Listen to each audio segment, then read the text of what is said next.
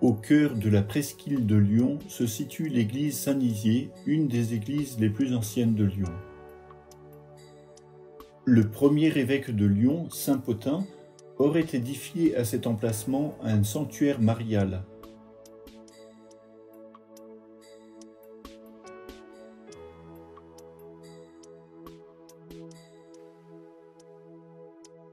Ce lieu aurait reçu également les cendres de 48 martyrs lors de la persécution des chrétiens de l'an 177. L'église doit son nom actuel à saint Nizier, qui fut évêque de Lyon au VIe siècle et qui aurait été enterré à cet endroit dans une église primitive.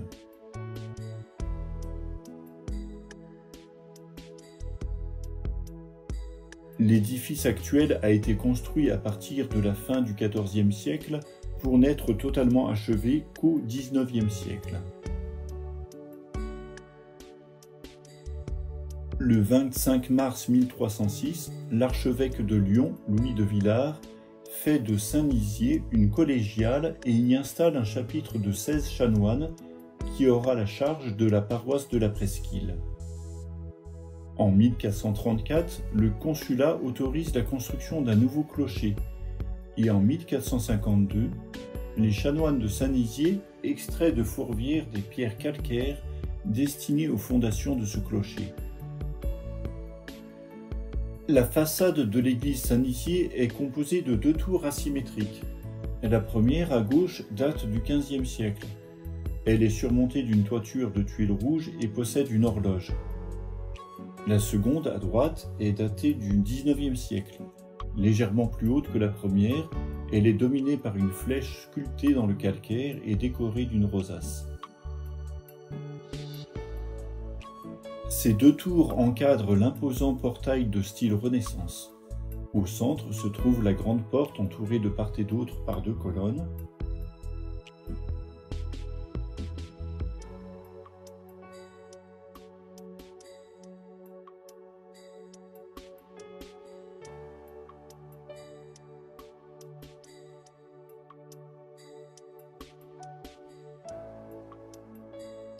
Cet ensemble est dominé par la voûte en cul-de-four ornée d'un décor caissonné de chérubins et de roses, avec en clé une représentation de Dieu le Père.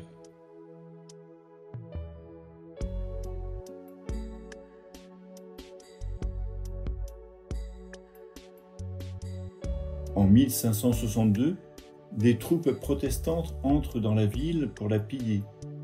L'église Saint-Nizier n'est pas terminée, et comme de nombreuses églises à Lyon, elle est saccagée et très endommagée. Le maître-autel que l'on voit aujourd'hui possédait à l'origine un retable supprimé après le Concile de Vatican II.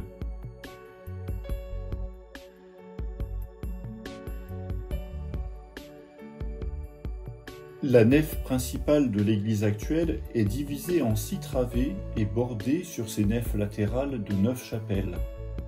On retrouve également une chapelle de chaque côté du transept et de part et d'autre du chœur.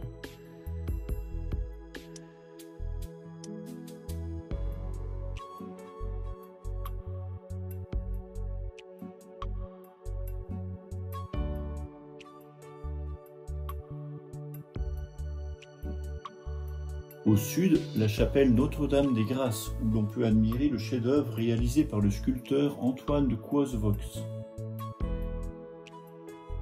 La statue Notre-Dame des Grâces, de style baroque, est réalisée à la fin du XVIIe siècle. Prévue à l'origine pour l'angle de l'immeuble d'habitation du sculpteur, ce qui explique les 2 directions de regard de la Vierge et de l'Enfant, elle a été acquise par la confrérie de Notre-Dame des Grâces en 1771 et placée dans l'église cette même année. Cette Vierge à l'Enfant va devenir pour les Lyonnais un véritable objet de dévotion. La statue est classée monument historique depuis 1904.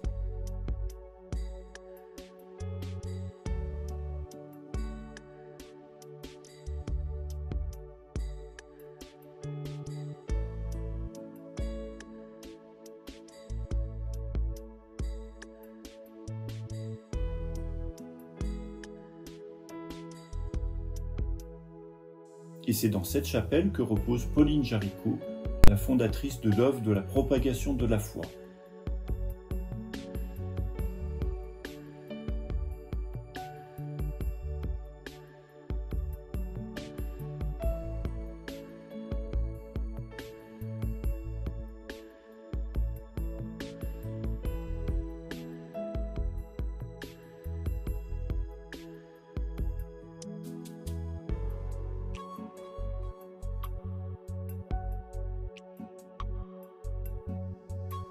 Au-dessus de la porte se trouve l'orgue de style gothique et réalisé en 1885 par le facteur Joseph Merkelin.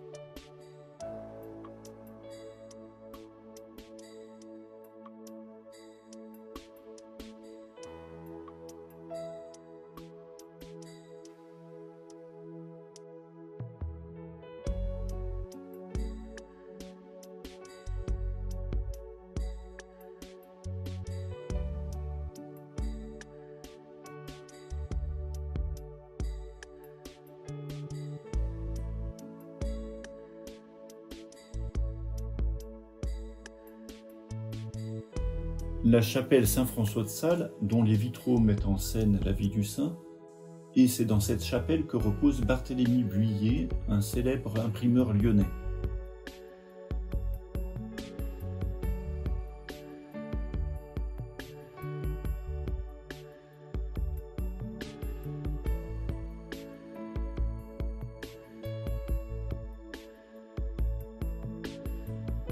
La chapelle du Sacré-Cœur, au nord, avec un autel et un retable sculptés en marbre.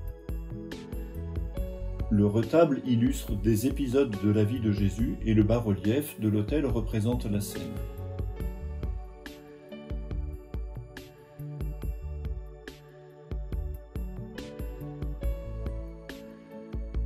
C'est dans cette chapelle que se réunissait la confrérie du même nom, l'une des plus anciennes de Lyon et qui comptait parmi ses membres de grandes figures locales, notamment les échevins de la ville.